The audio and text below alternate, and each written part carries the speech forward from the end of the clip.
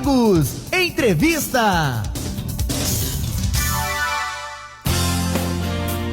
4:04, estamos de volta. Como você ouviu aí na vinheta, é hora de entrevista aqui no nosso programa e vamos falar sobre saúde. Você sabe o que é ambliopia? Esse problema de saúde ocular pode acometer as crianças e por isso os pais devem ficar atentos, mas quem vai explicar melhor pra gente é a oftalmologista a doutora Doroteia Matsura. Boa tarde, Doroteia. Doutora, seja bem-vinda e muito obrigada pela disponibilidade em conversar com a gente. Boa tarde a todos, muito obrigada pelo convite. Inicialmente, eu gostaria de lembrar que neste 14 de outubro comemora-se o Dia Mundial da Visão. Essa foi uma data criada para chamar a atenção sobre a cegueira e a deficiência visual, lembrando então a importância que devemos ter com a visão. Sendo, portanto, assim, muito pertinente com o nosso tema, que é a ambliopia. Exatamente. Então, a gente já vai falar sobre um problema de saúde que eu, de fato, desconheço, doutora, e provavelmente algumas pessoas que estão nos ouvindo também não conhecem com tanta propriedade assim. Para a gente começar a nossa conversa, o que é esse problema? E é um problema que acomete somente as crianças? Sim. A ambliopia, ela tem um nome popular que é chamado olho preguiçoso. Uhum. É uma causa comum de deficiência visual na criança, sendo caracterizada por uma redução da visão que ocorre porque o cérebro ignora a imagem recebida de um ou de ambos os olhos. E essa perda visual, ela pode ser permanente, caso o distúrbio não seja diagnosticado e tratado até aproximadamente os 7 ou 8 anos de idade. Como que isso acontece, então? Bom, todos nós, quando crianças, passamos por uma fase de desenvolvimento visual, que é uma espécie de aprender a ver. Então, nessa fase, o cérebro ele deve receber as imagens claras e nítidas dos dois olhos, para que esse desenvolvimento seja normal. Caso não aconteça isso, ou seja, se os dois olhos não receberem as imagens bem focadas, bem claras, não existirá, então, um estímulo visual que seja adequado e, consequentemente, poderá haver uma redução da acuidade visual, mesmo que use óculos. Então, assim, é muito importante nesses primeiros anos de vida, até aproximadamente os 7 anos de vida, que o sistema visual se desenvolva bem, né? Uhum. Porque, sendo então, nesse sentido, é muito importante perceber a urgência de se tratar a ambliopia nas crianças, sob o risco, né, de serem provocados danos irreversíveis na visão. Entendi. Então, tudo começa pelo cérebro, então. Não é somente um problema nos olhos, né?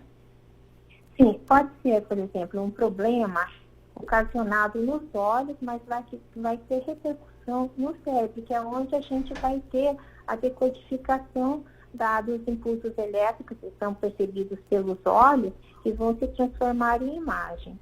E quais são, então, o que pode acontecer no olho que pode levar à ambliopia, que é o não desenvolvimento da visão? São principalmente 3 causas, né? Então, a gente tem a ambliopia estrábica, cuja causa, então, é a presença do estrabismo, é o olho torto. Então, o estrabismo é a causa mais frequente de ambliopia. É quando o cérebro ignora a informação que vem do olho torto. Isso leva, então, ao mau desenvolvimento visual, né, desse olho. A outra causa, assim, de ambliopia é a chamada ambliopia por anisometropia. É um nome complicado que significa que há uma diferença de erro refrativo entre os dois olhos. Ou seja, por exemplo, uma pessoa que tenha um olho, um grau bem pequeno, tipo assim, meio grau, e no outro olho ela tem um grau alto, por exemplo, 6 graus. Então, nesse caso, essa diferença grande de graus entre os dois olhos, a gente está diante de um caso de anisometropia. E o que acontece aí, então? O cérebro, ele aprende a ver bem com o olho que tem o menor grau, né? O 20,5 grau. E com outro olho que tem 6 graus, ele não vai ver muito bem, ele não aprende a ver bem. No caso de crianças, esse problema de visão pode passar despercebido, porque a criança está vendo bem com o olho de melhor visão e ela não apresenta sintomas. Por essa razão, né, esse tipo de ambliopia pode não ser diagnosticada até que a criança faça um exame oftalmológico. Uhum. Né? E Sim. a gente tem também uma outra causa de ambliopia, que é a terceira causa, que chama-se privação. Ou seja, é quando existe uma barreira que impede a passagem da luz até a retina. Então, a imagem não se forma ou ela é muito mal definida. Por exemplo, diante de um caso de catarata congênita, que acontece na criança, impede que as imagens cheguem corretamente até a retina. Então, não haverá o desenvolvimento normal da visão. O tratamento, nesse caso, deve ser imediato, para que a criança desenvolva, então, a visão. Então, essas são as 3 principais causas de ambliopia ou olho preguiçoso. Entendi. Agora, doutora, como a senhora disse, a criança em algum momento pode dizer que não está enxergando muito bem, mas em alguns casos ela não vai perceber isso, porque eu acredito que quando a criança ela não tem muito bem essa referência do que é enxergar bem, né? Então, se ela está com esse problema desde sempre, creio eu que ela vai entender que ela está ali, aquele momento, aquela situação ali do problema de saúde, né, que a gente entende como não enxergar muito bem, para ela não vai fazer muito sentido, a não ser que seja feito de fato um exame mais aprofundado, assim, enfim. Ou então quando ela realmente perceber que tem alguma coisa errada, porque quem geralmente percebe que a criança não está enxergando muito bem é justamente o professor na escola, o pai que vê que está muito ali próximo à tela, o professor está vendo que a criança ela não está conseguindo enxergar ali bem, mas ela também não sabe muito bem falar a respeito, né, do que está acontecendo ali. Então, de fato, os pais vão precisar ter um pouco mais de atenção aí, então, nesses primeiros momentos, né? Isso.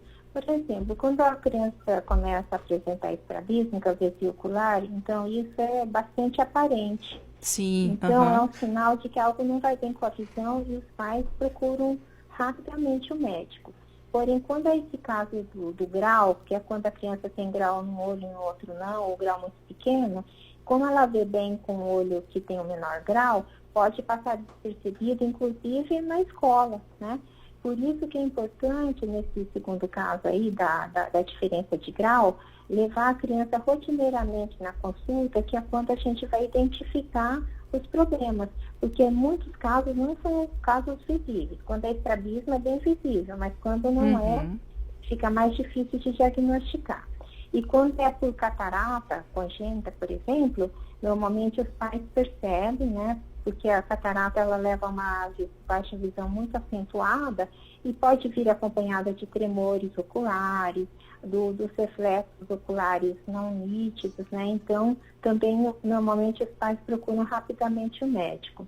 De qualquer forma, assim, é importante que os pais levem, né? Para que sejam diagnosticados precocemente. Sim, e porque há um tratamento, né, doutora?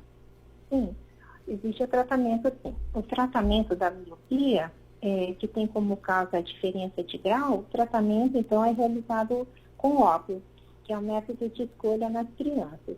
Já quando a ambliopia ocasionada por problemas como estrabismo, a catarata congênita, pode incluir uma cirurgia, né? E o tratamento preconizado mesmo é a oclusão, que é o tampão.